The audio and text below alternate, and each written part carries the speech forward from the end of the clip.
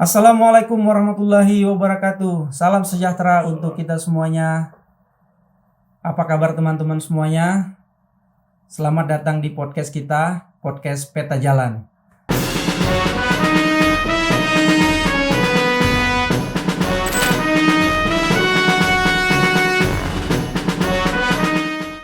Dan kali ini kita akan membahas tentang bagaimana atau mengapa sistem pemerintahan kita belum memberikan kesejahteraan yang optimal kepada seluruh rakyat Indonesia. Dan nanti kita akan banyak mendiskusikan tentang bagaimana memberikan solusi, bagaimana kesejahteraan itu sampai kepada masyarakat Indonesia. Kali ini kita kedatangan tamu narasumber kita yang luar biasa, Bapak Sepdin Saifuddin. Beliau adalah staf khusus Ketua DPD RI. Beliau berlatar belakang sebagai seorang jurnalis. Kita sapa dulu, gimana kabarnya Bapak Sepdin? Baik, Alhamdulillah. Sehat. Dan teman-teman semuanya yang menonton podcast ini, kita ingin berkenalan dengan Pak Sepdin. Mungkin Bapak Sepdin ingin menyampaikan sesuatu sambil memperkenalkan diri. Silakan. Ya, baik. Tadi disebut luar biasa, sebenarnya bukan luar biasa, biasa di luar. Terima kasih Pak Taufik sudah mengundang saya. Saya Sepdin Saifuddin, sehari-hari sekarang bekerja untuk Ketua DPD sebagai staf khusus, tetapi pekerjaan utama saya dan awal karir saya dari jurnalis, dan sampai hari ini saya masih jurnalis. Terima kasih Pak Sepdin, dan kita ingin ada satu gagasan besar dari podcast kita ini terkait dengan sistem pemerintahan ini yang belum memberikan satu dampak kesejahteraan bagi rakyat Indonesia, terutama bagaimana masyarakat kecil bertumbuh menjadi masyarakat kelas menengah, dan kelas menengah tumbuh menjadi masyarakat yang bisa memberikan dampak kesejahteraan bagi masyarakat kecil yang lain. Nah, kita merasakan bahwa euforia reformasi ini luar biasa, Pak. Jadi semuanya kita ubah. Semua yang merupakan produk Orde Baru, Orde Lama kita ubah, sehingga kita melakukan amandemen sampai 4 kali dari tahun 99 sampai 2002 itu ada yang mengatakan bahwa itu justru penggantian konstitusi, karena yang menguntungkan itu adalah menguntungkan bagi oligarki, bukan rakyat. Nah, bagaimana Pak Sepdin melihat ini dampak dari euforia reformasi ini? Ya, baik. Gini ya, negara ada dua. Ada negara yang memiliki keunggulan komparatif. Keunggulan komparatif itu yang sudah anugerah Tuhan, diberikan oleh Tuhan. Dia memiliki sumber daya, memiliki alam, hutan, laut, dan sebagainya yang kaya raya. Ada negara yang tidak memiliki itu, sehingga kemudian harus memilih mengoptimalkan keunggulan kompetitif. Itu pilihan, sebuah pilihan sistem. Nah, konteks terhadap kesejahteraan atau tentang ekonomi, di mana posisi Indonesia sebenarnya. Nah, kita lihat dulu, Indonesia ini masuk negara yang punya keunggulan komparatif atau tidak. Baik. Keunggulan komparatif Indonesia adalah luasnya dari Sabang sampai Merauke. Kalau kita tarik bentang, itu sama dengan dari London sampai Kazakhstan. Kalau dari Pulau Miangas sampai Pulau Rote, dari Miangas sampai Pulau Rote, itu sama dengan Kairo sampai Moskow. Ada yang menyebut itu 21 negara Eropa, Pak, mencakup. Ya, itu. Kekayaan sumber daya alamnya, mineralnya, ada catatan itu beberapa ranking kita tidak pernah di atas 10. Emas kita, mineral, batu bara, mangan, boksit, perak, tembaga, dan semuanya. Laut, garis pantai kita terpanjang kedua setelah Kanada. Biodiversity hutan kita luar biasa, keanekaragaman hayatinya. Iklimnya tropis, macam-macam. Iklim kita cuma punya 2. Tidak ada musim dingin, tidak ada musim gugur. Semuanya cuma musim panas dan hujan, kemarau dan hujan. dan kita berada di garis khatulistiwa. Yang pasti itu jarang dimiliki oleh negara-negara lain. Iya. Nah, itu keunggulan komparatif yang sudah diberikan Jadi sebagai betapa kayanya kita ya anugerah oleh negeri kita Tuhan. ini ya. Nah, para pendiri bangsa kita sudah memikirkan itu. Karena pendiri bangsa kita itu, founding fathers itu bukan orang kaleng-kaleng ya. Iya. Di situ ada banyak nama-nama besar dengan latar belakang kaum terdidik, intelektual, tokoh pergerakan, agamawan, semua ada di situ. Raja-raja dan sultan Nusantara saat itu. Mereka udah memikirkan satu konsep. Dan konsep itu yang digagas oleh yang motornya, karena ekonomi saat itu motornya Pak Muhammad Hatta. Iya. Bahwa konsep ekonomi Indonesia yang digagas oleh para pendiri bangsa itu bukanlah konsep seperti yang ditawarkan oleh masyarakat global. Iya. Masyarakat global atau globalisasi itu kan menawarkan satu sistem ekonomi di mana negara tidak boleh melakukan intervensi atas mekanisme pasar. Itu konsep global. Ini kita udah masuk ke dalam konsepsi Undang-Undang Dasar ini ya, yang di. Ya, tapi saya akan tarik dulu historicalnya. Iya. Konsep pemikiran asli para pendiri bangsa Indonesia agar Indonesia bisa menjadi welfare, negara yang kesejahteraan, negara yang mensejahterakan. Global konsepnya negara tidak boleh intervensi terhadap mekanisme pasar. Tapi kalau para pendiri bangsa mengatakan bahwa negara harus menguasai bumi, air, dan kekayaan yang terkandung di dalamnya, termasuk menguasai cabang-cabang produksi yang penting bagi hajat hidup orang banyak. Itu underline-nya. Yang di pasal 33 Undang-Undang Dasar ini ya, Pak? Di pasal 33 Undang-Undang Dasar, naskah yang asli, itu ada 3 ayat saja. Dan penjelasannya, penjelasan dari pasal 33 itu.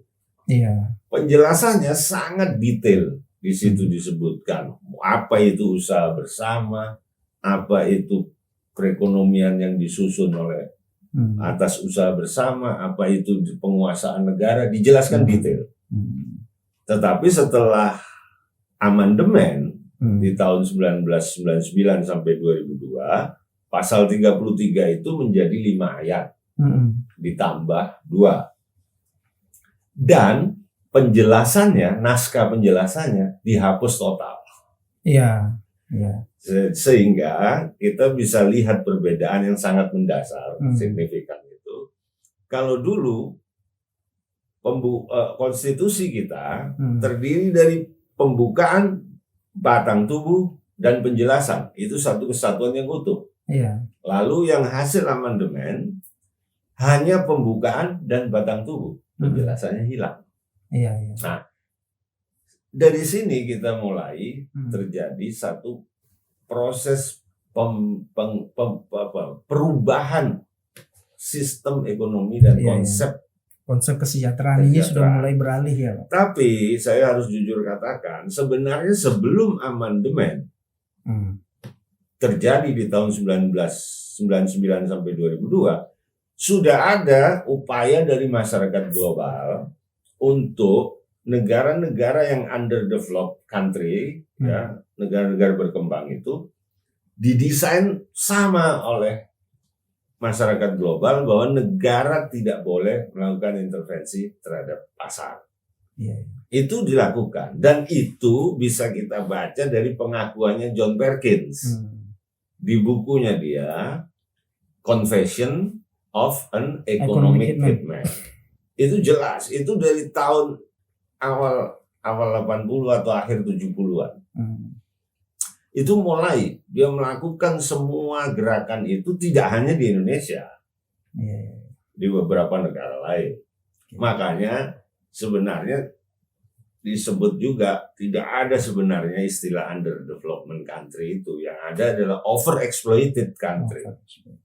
Negara-negara dunia ketiga ini yang dieksploited. Nah, konsep global itulah kemudian memaksa perlahan-lahan negara diposisikan hanya sebagai host atau MC, master ceremony, yang panggungnya diberikan kepada siapapun investor, baik itu nasional asing kapitalis global ya, atau swasta nasional yang sudah shareholder tapi saham mayoritasnya dimiliki asing. Dan disitulah industri-industri raksasa besar masuk untuk menawarkan berbagai proyek, berbagai pembangunan dengan meminjami dulu dana, sehingga dari situ mulai negara terjebak dalam utang. Oke, sebelum kita lanjut dulu ini tentang detail mengapa kesejahteraan ini kita dikuras habis ke luar maupun oleh para oligarkis ini.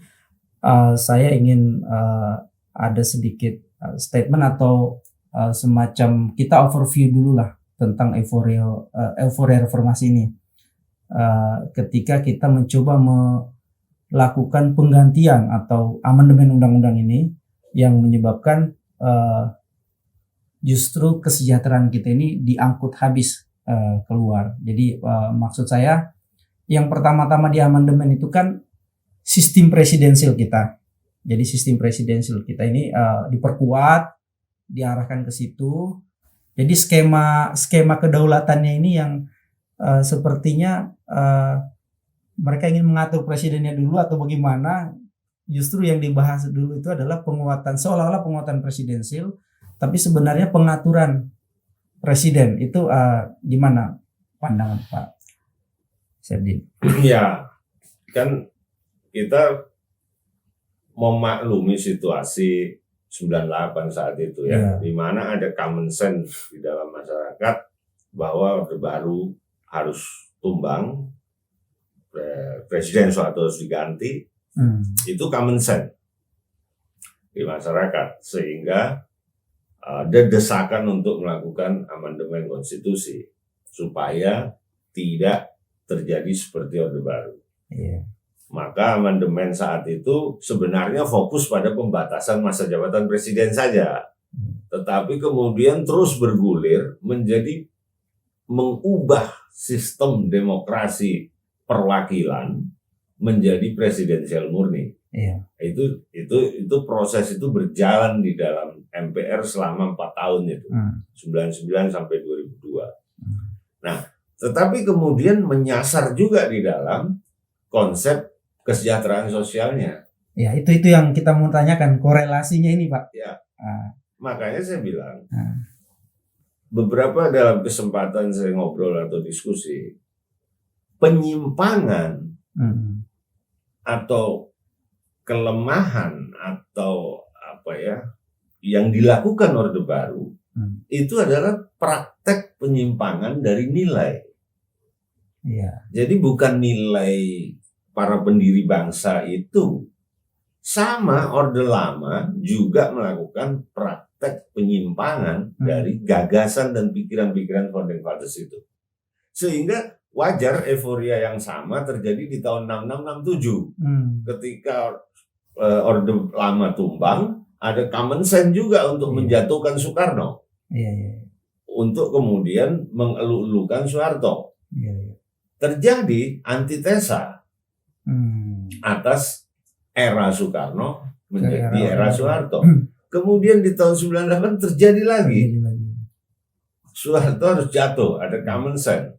Dielulukanlah reformasi itu. Kemudian reformasi itu diterjemahkanlah dengan mengubah total 95% dari isi pasal-pasal naskah asli. Nah, termasuk ke penghapusan penjelasan itu. Sehingga konsep ekonomi atau sistem ekonomi yang dipikirkan para pendiri bangsa itu sudah total tercerabut, berubah. Kecuali pembukaannya dan sebagainya. Nah, dan pembukaannya pun tidak lagi nyambung dengan isi pasal-pasal.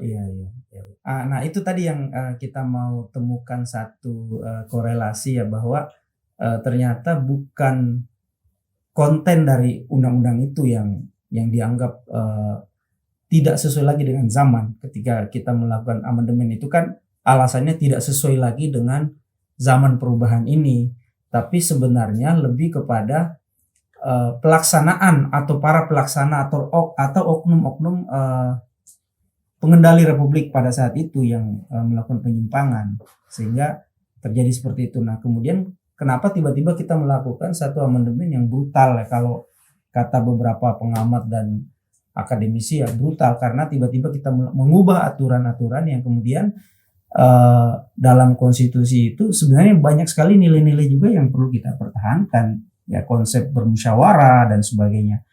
Yang kedua tentang penguasaan hajat hidup orang banyak ini yang disampaikan tadi. Ya, kalau kita lebih bicara ke kesejahteraan, maka sebenarnya kita harus menggali lebih detail konsep pemikiran para pendiri bangsa itu tentang kesejahteraan.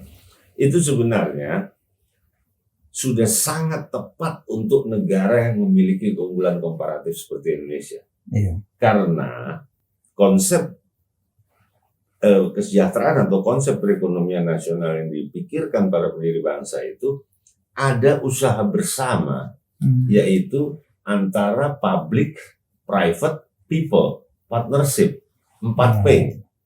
Public, private, people, partnership. People, rakyat itu harus terlibat di dalam kegiatan ekonomi, sehingga posisi rakyat itu sebagai pemilik wilayah kedaulatan, pemilik sumber daya di daerah. Bahkan pemikiran-pemikiran itu tidak lagi atau sudah mengantisipasi apabila terjadi satu program atau proyek strategis nasional atau apa, kemudian rakyat terpaksa dipindahkan.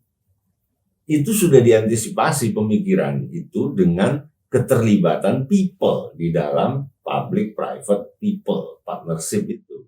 Sehingga people itu terlibat dia. Rakyat itu pemilik sebagian. Ibaratnya kalau misalnya ada suatu wilayah ya, yang itu menjadi usaha rakyat, silakan dikelola melalui koperasi usaha rakyat. Jadi ada pertambangan rakyat, perkebunan rakyat.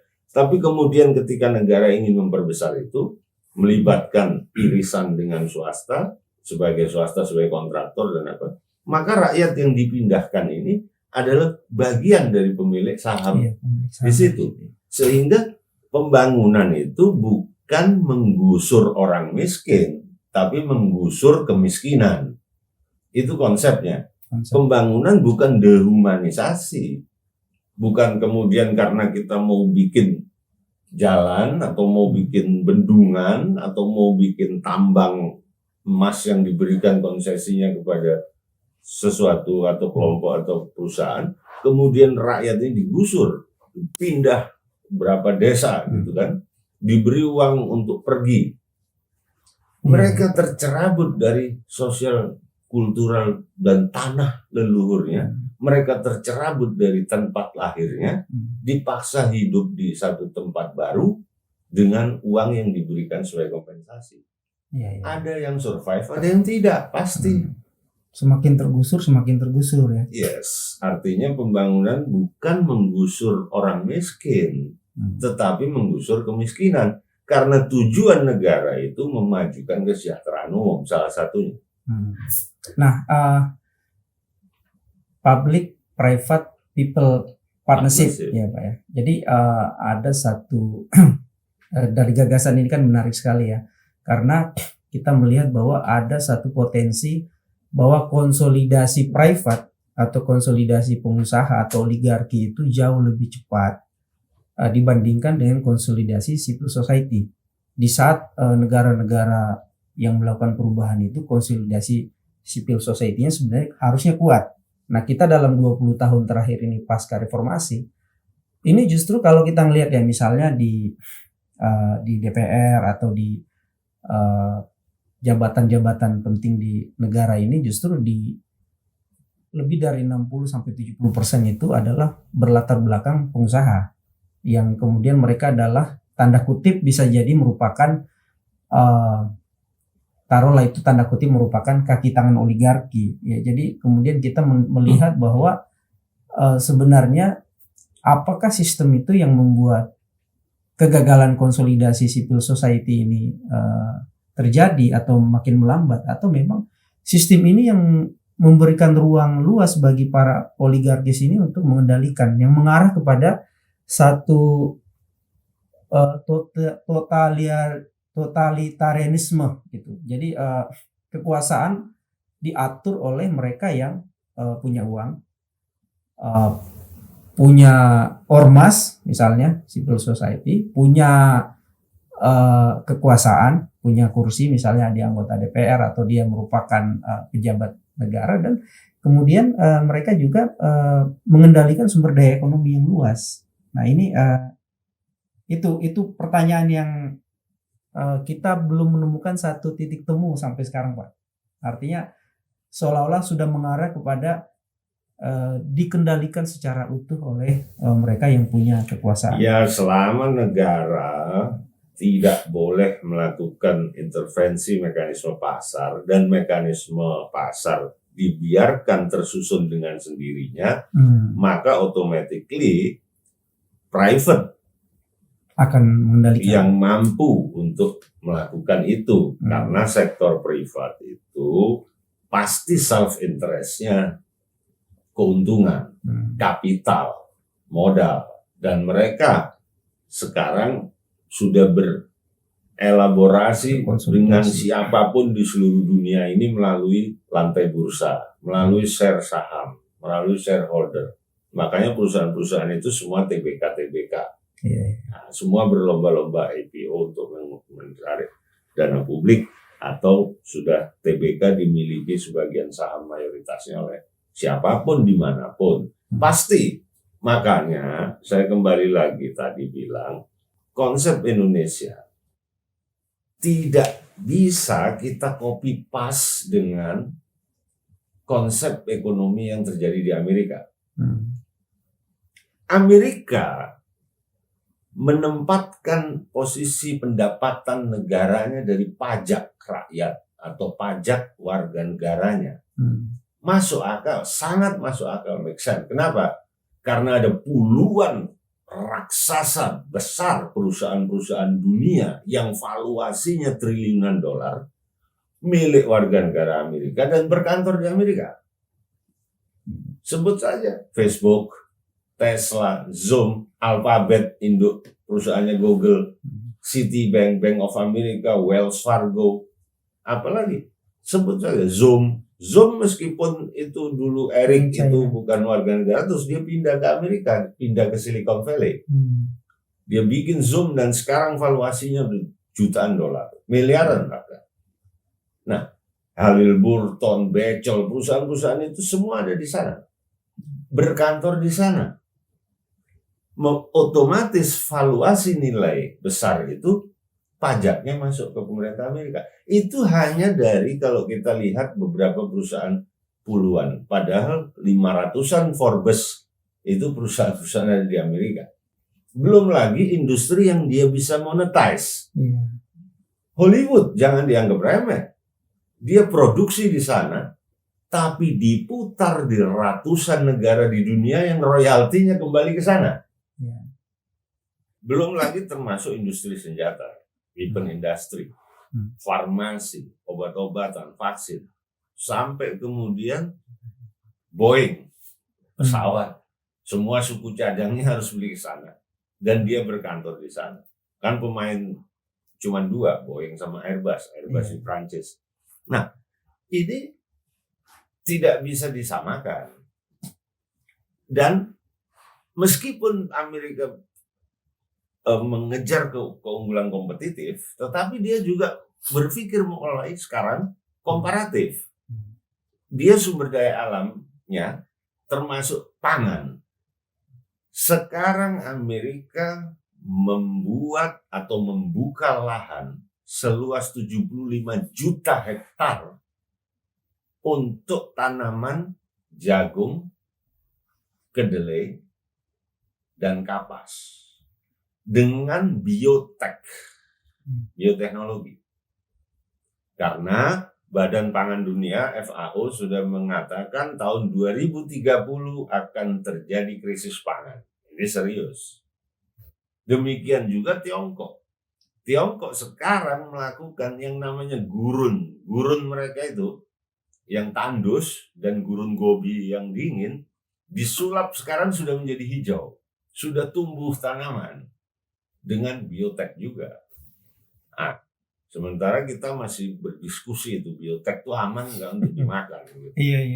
Nah, ini konsep yang kalau kita copy paste seperti itu, di mana bahwa negara tidak boleh intervensi mekanisme pasar, ya private yang pasti unggul.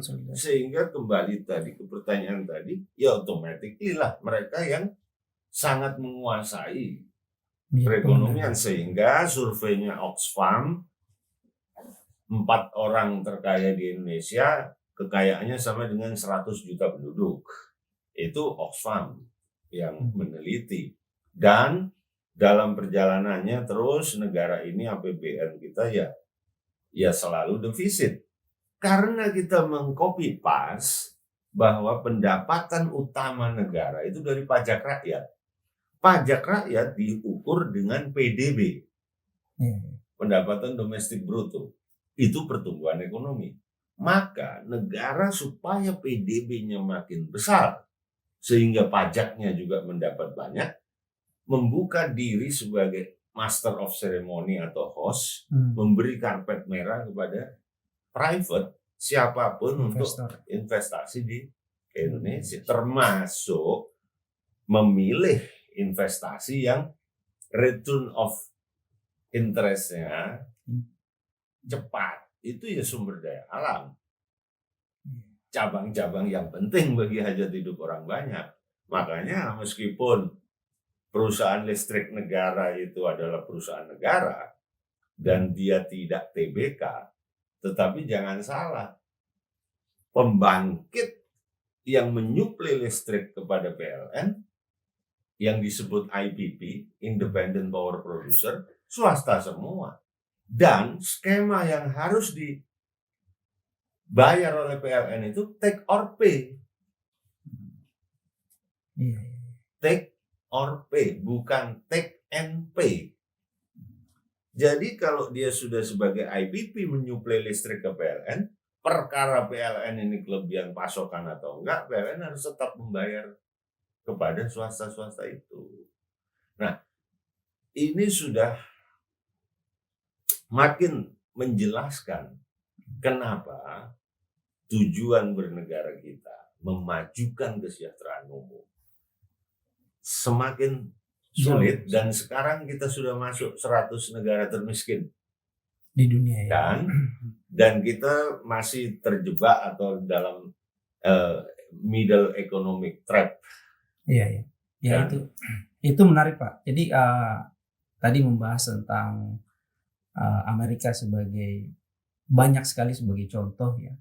Nah, bahkan Amerika sendiri kan memiliki satu undang-undang yang bisa mengatur para oligarki ini, sehingga tidak serta-merta mereka melakukan satu penguasaan yang luas. Jadi gini. Nah, Indonesia belum punya itu. Apakah perlu ada? Bukan. Ini kan ada ketidak konsistensi masyarakat global juga.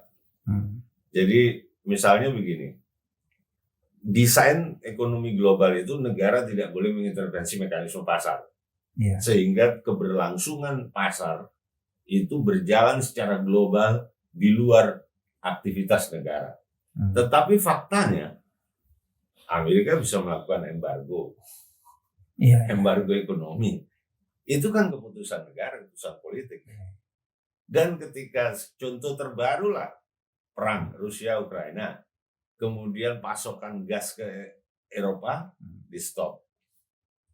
Kan berarti negara melakukan intervensi terhadap mekanisme pasar. Iya, betul. Bandara, pelabuhan ditutup sehingga tidak bisa keluar itu gandum, harga inflasi naik. Nah, ini kan ketidakkonsistensi. Jadi memang konsep globalisasi itu sudah dikoreksi sebenarnya oleh Joseph Stiglitz kalau kita baca Globalisasi of Discontent. Iya. Nah, Jadi kita sudahlah, saya pikir saya mencoba menawarkan gagasan untuk kita kembali membaca pikiran-pikiran, konsep sistem ekonomi yang dirancang para pendiri bangsa ini, Nah, yang sebelum cocok ya, untuk Indonesia. baik. Sebelum kita masuk ke situ, kita ambil satu konklusi dulu ya sebelum lanjut ke situ tadi, bahwa sistem ini juga yang membuat proses mensejahterakan rakyat ini menjadi lambat ya, berarti ya. Artinya gara-gara kita melakukan satu amandemen yang membuat justru konsolidasi oligarki lebih cepat daripada konsolidasi sipil. Artinya kesejahteraan masyarakat juga jadi melambat karena itu. Nah, baru kita masuk kepada how to, bagaimana kita menemukan solusi. Apakah kita perlu untuk kembali ke Undang-Undang Dasar dulu, atau memang kita melakukan amandemen lagi, atau sistem pengawasan dalam proses pelaksanaan ini yang kita perkuat, gitu Pak. Ini yang sampai sekarang menggantung, karena kalau perdebatan di kalangan intelektual dan para politisi dan pengamat ini memang banyak yang mengatakan, ya ngapain kita kembali ke Undang-Undang Dasar 45, sekarang kita harus pemilihan langsung dan seterusnya. Tapi justru demokratisasi ini membuat kesejahteraannya tidak sekonsolidasi demokrasi, begitu Pak. Pertama kita harus memilih dulu, kita mau menyelesaikan persoalan hilir Ya, atau menyelesaikan persoalan hulu. ya, Kalau kita menyelesaikan persoalan hilir, maka pendekatannya pasti kuratif dan karitatif. ya. Akan muncul terus persoalan hilir setiap hari kalau tidak hulunya yang kita bicarakan. Makanya saya selalu berbicara tentang kita baca kembali pikiran para pendiri bangsa, itu adalah hulu. Hulu yang kemudian muara dari cara masuk ke hulu ini adalah konstitusi. Karena konstitusi itu sebenarnya norma hukum tertinggi kan, status fundamental norm. Nah, kembali ke dalam konstitusi asli atau pikiran-pikiran para pendiri bangsa, itu tentu jalannya adalah kembali ke naskah Undang-Undang Dasar 1945 yang diputuskan 18 Agustus 1945. Tetapi kita harus menyadari juga bahwa konstitusi itu bersifat revolusioner saat itu. Perlu disempurnakan. Perlu disempurnakan dan wajib mutlak. Misalnya pembatasan presiden harus ada. Nah, tinggal teknik cara menyempurnakannya seperti apa. Amerika itu sudah 24 kali melakukan amandemen, tapi dengan teknik adendum. India sudah 107 kali atau 104 kali, saya lupa, dengan cara adendum juga. Nah, kalau Indonesia kemarin di tahun 1999 sampai 2002, menurut penelitian ilmiah dan kajian akademik yang dilakukan Profesor Kailan dan Profesor Sofyan Effendi di UGM, itu bukan adendum lagi, tetapi itu penggantian menjadi konstitusi baru. Makanya Profesor Kailan di bukunya itu kan menyebut Undang-Undang Dasar 2002, bukan Undang-Undang Dasar 1945. Nah, jadi kalau pilihan pertanyaan tadi, bagaimana kita membenahi? Saya memilih opsi hulu. Hulu caranya bagaimana? Kalau kita amandemen lagi kelima, bisa, tetapi akan agak sulit karena 95% sudah berubah semua. Tapi kalau kita kembalikan dulu ke asli, baru kemudian kita adendum dengan cara yang benar, dengan kesadaran bersama bahwa Indonesia tidak pas meniru atau mengcopy paste sistem demokrasi liberal. Indonesia punya sistem sendiri, Zelfbestur, punya pemerintahan sendiri, punya historis sebagai negara yang dulu terjajah, yang inlander disebut oleh Belanda terhadap pribumi itu disamakan dengan anjing. Itu historical dan suasana kebatinan para pendiri bangsa yang mengalami masa-masa penjajahan itu menghasilkan satu pikiran luhur. Makanya atas dasar keinginan luhur mereka itu menyampaikan kata itu. Seperti di pembukaan. Dan Pancasila itu Bung Karno sendiri mengatakan bukan aku yang menciptakan Pancasila. Pancasila sudah ada ratusan tahun terpendam di bumi Nusantara. Dia hanya menemukan nilai-nilai itu untuk kemudian disatukan menjadi groundslug. Oke. Nah, proses kita ini kan kita peta jalan ya, bagaimana kita roadmap-nya ini kembali ke undang-undang itu bisa dibuatkan satu gambaran nggak roadmap-nya?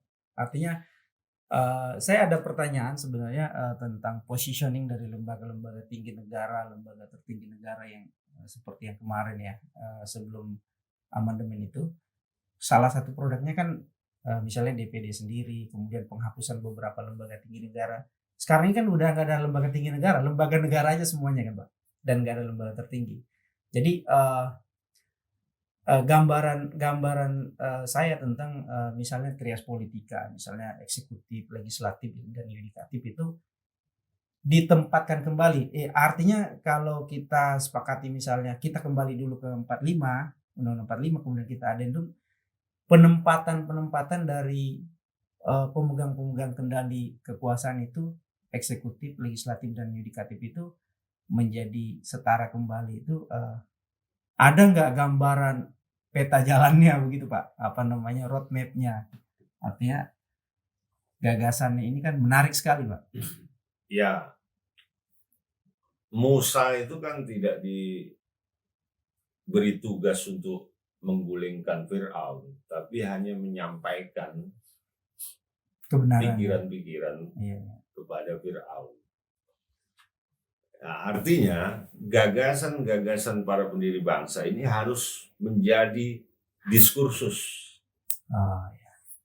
publik, diskursus tokoh-tokoh, diskursus intelektual, terutama di kampus-kampus. Karena hakikat intelektual itu kan melihat sesuatu yang tidak benar, itu dia menawarkan gagasan agar lebih baik. Nah, tawaran gagasan itu adalah kebebasan berpikir. Kebebasan berpikir harus di-challenge dengan pikiran juga. Tawaran dengan tawaran. Nah, saya sudah bisa menjelaskan bagaimana pikiran-pikiran para pendiri bangsa itu yang sangat cocok untuk negara kepulauan, negara super majemuk seperti Indonesia ini, negara dengan 500 suku lebih, sehingga sistem demokrasinya maupun sistem ekonominya sudah lengkap. Tinggal kita sempurnakan tadi ya. Sistem demokrasi di Indonesia, ya waktu perdebatan di sidang BPUPK maupun PPKI, ada rekaman-rekaman dalam sejarah kan, semua itu Muhammad Yamin bicara apa, Supomo bicara apa, Ki Hadikusumo bicara apa, Soekarno bicara apa. Semua mengarah pada bahwa Indonesia tidak bisa menggunakan sistem yang ada di Barat, demokrasi liberal, individualis, dan tidak mungkin juga menggunakan sistem komunisme. Maka lahirlah satu pemikiran sistem demokrasi Pancasila itu melalui satu wadah yang utuh, yang disebut lembaga tertinggi negara, yang mampu menampung semua elemen bangsa. Ada partai politik di situ, ada wakil-wakil dari daerah Sabang sampai Merauke, Miangas sampai Pulau Rote, ada utusan golongan-golongan, kalangan intelektual, agamawan, organisasi profesi dan sebagainya, Semua ada lengkap di situ, sehingga konsep lembaga tertinggi ini bukan hanya perwakilan rakyat, tapi juga penjelmaan. Karena ada yang election, ada yang diutus. Iya. Nah, penyimpangan yang terjadi di Orde Baru harus kita koreksi. Karena Orde Baru dulu presiden appointed, menunjuk Wakil-wakil, utusan golongan. utusan golongan, Tidak TNI, boleh dong. Polri, semuanya. Tidak Dari- boleh dong, Iya. gitu kan. Harus dari bottom up. Mereka berkonvensi, misalnya organisasi profesi wartawan katakan. Ada PWI, ada AJI atau apa. Berkonvensi siapa yang diutus sebagai utusan golongan. Iya. Yang terbaik dari mereka. Yang para hikmat dari mereka. Yang memiliki kebijaksanaan, memiliki intelektual, memiliki kapasitas berpikir. Untuk apa? Untuk diutus ke situ. Utusan daerah juga begitu. Representasi mungkin di adendum dengan dipilih seperti DPD gitu. Di daerah-daerah dipilih. Sementara partai politik berjalan seperti pemilu partai politik. Seperti biasanya. Nah, lalu mereka ada di situ, mereka merumuskan arah perjalanan bangsa ini. Indonesia kita akan siapkan ini dalam 5 tahun ini. Nah, lalu pemilihan presiden di situ sebagai mandatarisnya, sebagai petugas yang diberi arah tadi. Iya. Kerjakan ini, setiap tahun kita evaluasi. Iya. Dan 5 tahun kemudian mempertanggungjawabkan di depan penjelmaan rakyat ini. Iya. Itu konsep Indonesia, Siap. konsep Suro. Nah, ini kan satu gagasan besar yang saya tangkap dari Pak Sepdin tadi, bahwa kita jangan berpikir sampai terlalu detail dulu.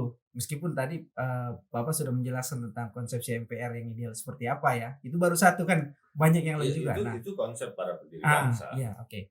Nah, artinya kan kita ingin mengajak dulu kepada publik untuk berdiskursus, untuk membicarakan kembali DPR, MPR, dan kemudian para pengamat, para akademisi, untuk mari kita berpikir ulang tentang konstitusi dasar kita dan pemikiran brilian dari para founding fathers kita. Nah, artinya ini gagasan besar yang ingin kita telurkan, dan termasuk salah satu konklusi dari podcast kita kali ini. Jadi kita menemukan satu saripati dari Pak Sepdin tadi yang meramu pemikiran dari para pendiri bangsa, dan itulah hal yang mengapa kita ingin kembali kepada Undang-Undang Dasar, kemudian kita melakukan pembaharuan yang lebih baik. Nah, artinya nanti konsepsi bernegara itu menjadi lebih utuh lagi dalam proses ini. Nah, sebenarnya ada satu gagasan ya, karena Pak Sepdin juga adalah staf khusus ketua DPD, dan setidaknya juga banyak memahami tentang konsepsi senator ya, konsepsi regional representatif. Kalau di Amerika atau di mana kita mengistilahkan dengan senator ya. Nah, artinya kira-kira akan dibawa kemana DPD ini ke depan, karena ada satu gagasan bahwa seharusnya senator itu idealnya seperti yang di Amerika ya, taruhlah begitu, lebih dia punya kekuatan melakukan satu veto terhadap usulan dari anggota DPR. Nah, justru kalau di sini kebalikan, atau misalnya kita minimal disamakanlah bahwa DPD ini juga harus mempunyai kekuasaan untuk membentuk atau melahirkan undang-undang, bukan hanya mengusulkan. Iya. Kan kuncinya begini, kuncinya tadi kan saya bilang Undang-Undang Dasar 1945 tetap harus dilakukan penyempurnaan, tetap harus dilakukan adendum, amandemen dengan cara adendum. Iya. Tanpa meninggalkan start fundamental normnya, norma dasar. Yang norma dasar itu yang sudah dipikirkan para pendiri bangsa. DPD itu representasi regional tetap harus ada. Iya. Kan bisa diadendum. Jadi utusan daerah, kalau zaman dulu ada kesalahan juga itu di era Orde Baru. Masa itu harus lolos saringan BP7 dulu misalnya di daerah. Baru kemudian diutus oleh DPRD. Nah, kenapa tidak dipilih langsung seperti DPD? Sama, tetapi konteksnya dia adalah regional representatif. Dia memperjuangkan kepentingan daerah. Iya. Utusan golongan, dia memperjuangkan golongan-golongan masyarakat, elemen-elemen civil society. Nah, partai politik berkepentingan terhadap platform perjuangan politik partainya. Nah, kemudian mereka mulai start sebagai lembaga tertinggi tadi. Tapi konsep beda mendasarnya adalah tidak lagi sistem presidensial murni. Ya. Tapi kembali ke pikiran para pendiri bangsa, yaitu konsep perwakilan. Konsep perwakilan. Ini yang rakyat menyerahkan mandatnya kepada wakil-wakil dan penjelmaan mereka yang ada di dalam lembaga tertinggi. Semua bisa dilakukan adendum, tidak kemudian wah kalau gitu balik seperti tidak. Memang ada kelemahan, makanya wajib dilakukan perubahan atau amandemen dengan cara yang benar. Nah, kalau menurut Profesor Kailan, kemarin itu caranya tidak benar. Yang 99 sampai 2002 itu, karena mengubah total menjadi konstitusi baru. Silakan kalau memang disepakati mau mengubah total sebagai konstitusi baru, ya seperti Prancis ketika dia mengubah diri dari monarki menjadi republik. Atau ketika Turki di masa Kemal Atatürk, ketika mengubah konsep Ottoman menjadi konsep negara sekuler, sekalian dideklar gitu. Tapi jangan terus malu-malu mau gitu, tetap bicara Pancasila tetapi malu-malu mau. Iya. Artinya memang kita memiliki ruang untuk berdiskursus, untuk menebarkan gagasan yang bersifat intelektual kepada masyarakat umum, dan kemudian kita bisa membawa ini ke hadapan para pemangku, para stakeholder untuk membicarakan ini, karena ternyata bahwa apa yang terjadi di hilir ini seperti yang Pak Sefdin jelaskan tadi, semuanya penyebabnya di hulu juga. Ya, nah mungkin nanti kalau mungkin di next session kita membicarakan tentang kejadian-kejadian yang ini yang terjadi sekarang ini tawaran pikiran, tawaran pikiran. Jadi pikiran yang berdasarkan kita membaca pikiran-pikiran para pendiri bangsa. Sehingga kalau negara ini arahnya benar, dengan kekayaan yang melimpah seperti ini, tentu memajukan kesejahteraan umum sebagai salah satu tujuan negara terjadi. Mencerdaskan kehidupan bangsa bisa. Bukan hanya diterjemahkan mencerdaskan otak melalui pendidikan dasar, melalui pendidikan 9 tahun. Mencerdaskan kehidupan bangsa. Itu juga bisa terwujud. Dan Indonesia mampu menyiapkan diri untuk menghadapi tahun 2030, di mana dunia akan mengalami krisis pangan, dan tahun 2045 di mana terjadi ledakan populasi jumlah penduduk usia produktif yang mencapai 70%. Negara-negara selain Indonesia sudah mulai melakukan repositioning untuk menghadapi era masa depan. Negara-negara, kita lihat negara-negara Teluk sudah mulai berpikir ketika nanti dirty energy atau crude oil itu tidak lagi menjadi primadona, maka mereka sudah mereposisi dirinya untuk menghasilkan atau diferensiasi terhadap pemasukan negaranya. Uni Emirat Arab kita lihat sudah mau membuat bulan di Dubai. Arab Saudi punya 2030 Saudi Vision.